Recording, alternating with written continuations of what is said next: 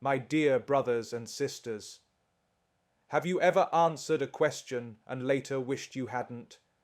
Have you ever explained yourself so much that your peace disappeared? Not every question that comes to you is innocent. Some questions are tests, some are traps, and some Allah does not want you to answer at all. Today we're going to talk about 5 questions you should never answer, not because you are rude, not because you are arrogant, but because your faith, dignity, and akhirah matter more. Listen carefully. This may change how you protect your soul. Not every question deserves an answer, and this is a lesson many of us learn only after our peace has been disturbed. We live in a world where people feel entitled to explanations, where silence is mistaken for weakness, and where oversharing is normalized, but wisdom teaches us otherwise. There are questions that are asked not to help you, but to pull something out of you, your secrets, your pain, your past, or even your faith. Answering every question does not make you honest. Sometimes it makes you vulnerable in ways Allah never intended. Silence, when chosen with wisdom, is not avoidance, it is protection. There are questions that reopen wounds Allah is healing, questions that force you to relive moments you prayed to forget, questions that push you to justify choices you made for the sake of your iman. When you answer these, you may feel drained, exposed, and unsettled, while the one asking walks away satisfied. Allah never asked you to bleed just to satisfy curiosity. He never commanded you to explain your journey to those who will not walk it with you. Some matters are sacred because they are between you and your Lord, and once spoken carelessly, their weight is lost. Not every question comes with good intention, even if it is wrapped in concern or curiosity. Some questions carry envy, some carry judgment, and some carry doubt. Answering them can plant seeds of confusion in your own heart. You begin to question decisions Allah already guided you to. You begin to explain obedience as if it needs justification. Faith is weakened not always by sin, but sometimes by unnecessary conversation. That is why guarding the tongue is an act of worship, and restraint is a sign of strength. Allah knows what you are carrying even when no one else does. He knows your struggles, your repentance, your patience, and your sincerity without you saying a word. You do not need to narrate your pain for it to be valid, nor explain your silence for it to be meaningful. Some answers are meant for dua, some are meant for tears in the night, and some are meant to stay hidden because Allah loves the servant who trusts Him enough to remain silent. When silence is safer for the soul, Allah values sincerity over explanation, because sincerity comes from the heart, while explanations often come from pressure. Many people feel the need to constantly justify themselves, their choices, their faith, their struggles, as if obedience requires approval and hardship requires an audience. But Allah does not look at how well you explain yourself to people. He looks at what lives quietly within your heart. A deed done sincerely, even if unseen and unpraised, carries more weight than 1,000 words spoken to satisfy others. When intention is pure, it does not need to be defended. There are moments when explaining yourself weakens your sincerity. You begin with clarity, but the more you talk, the more you adjust your words to fit expectations. Slowly, the focus shifts from pleasing Allah to being understood by people. This is dangerous for the heart. Allah knows why you chose that path, why you walked away, why you held on, and why you endured. When He already knows your intention, what benefit is there in exhausting yourself with explanations that may never be accepted? Silence in such moments preserves sincerity and protects the soul from showing off or self-doubt. Sincerity is quiet, humble, and often hidden. It thrives in places where no one is watching and survives even when misunderstood. Explanation, on the other hand, can become a burden, especially when people demand answers that Allah never required you to give. You are not accountable for convincing others of your truth. You are accountable for remaining truthful with Allah. The heart that seeks validation from people becomes restless, but the heart that relies on Allah's knowledge finds peace even in being misunderstood. Allah sees the effort you make when no one applauds. He sees the struggle behind your obedience, the restraint behind your silence, and the patience behind your unanswered questions. You may stumble over words when asked to explain yourself, but your sincerity is never lost with Allah. Even when your actions are questioned, your intention remains safe with Him. When the heart is aligned with Allah, explanations become unnecessary, and trust replaces the need to be understood. Some questions pull you into sin, not because the answer itself is sinful, but because of where the answer leads the heart. A single question can open a door that was meant to stay closed, reviving desires that had been buried, memories that were repented from, or habits that were left behind for the sake of Allah. When a person asks about your past mistakes, your private struggles, or your former life, responding may seem harmless, yet it slowly drags the soul back to places it worked hard to escape. Islam teaches us to stay far from sin, not just to avoid committing it, but to avoid the paths that lead toward it. There are questions that invite pride, boasting, or comparison, and these too are forms of spiritual harm. When someone asks about achievements, wealth, or personal success, answering carelessly can nurture arrogance in the heart. What begins as a simple response can become self-admiration, and from there, gratitude fades while ego grows. Other questions invite the opposite sin, despair.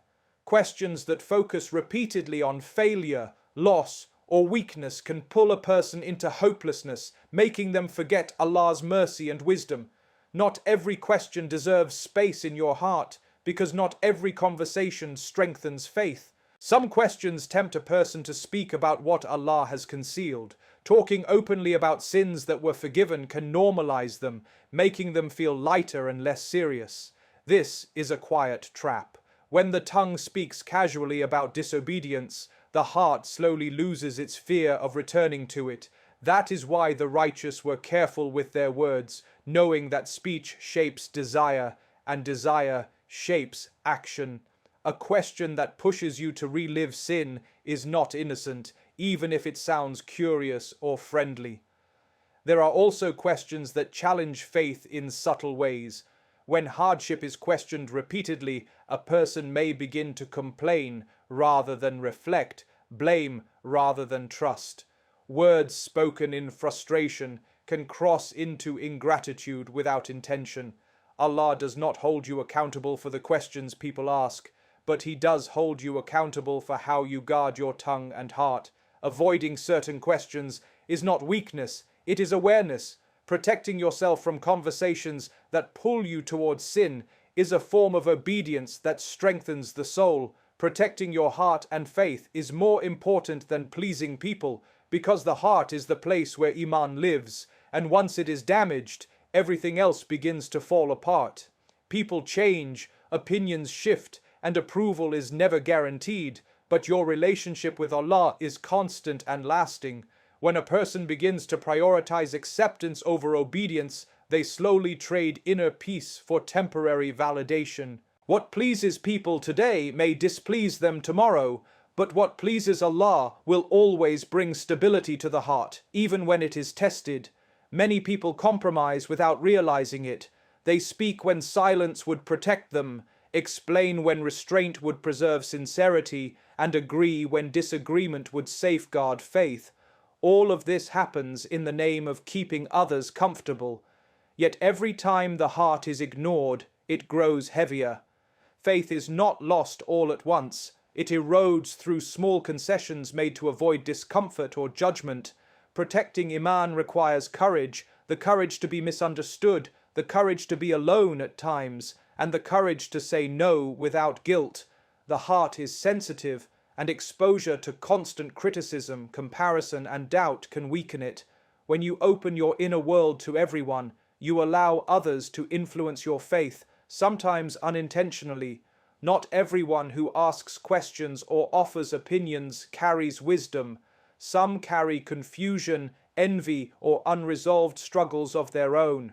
Guarding your heart means choosing carefully who has access to your thoughts, struggles, and spiritual journey. Faith grows in safe spaces, not in constant defense. Allah never asked you to sacrifice your iman to keep people comfortable.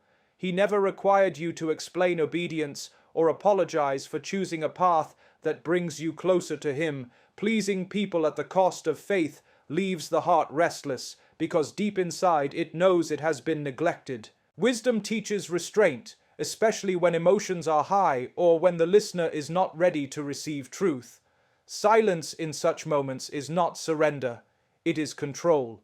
It protects dignity, preserves relationships, and prevents the heart from being hardened by regret. Quietness also creates space for reflection and growth. When a person speaks less, they listen more, not only to people but to their own conscience. Silence allows one to hear the subtle reminders within the heart and recognize guidance that is often drowned out by noise. A wise person does not feel pressured to fill every pause with words or answer every question immediately.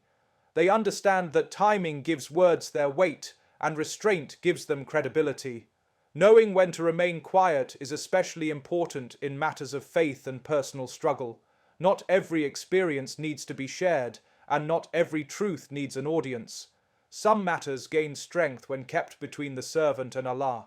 Wisdom protects these spaces, allowing faith to deepen without interference. Speech may reveal, but silence often preserves what is most valuable in the heart. Allah loves those who guard their tongue and intentions, because the tongue is the mirror of the heart, and intentions are the soul of every action.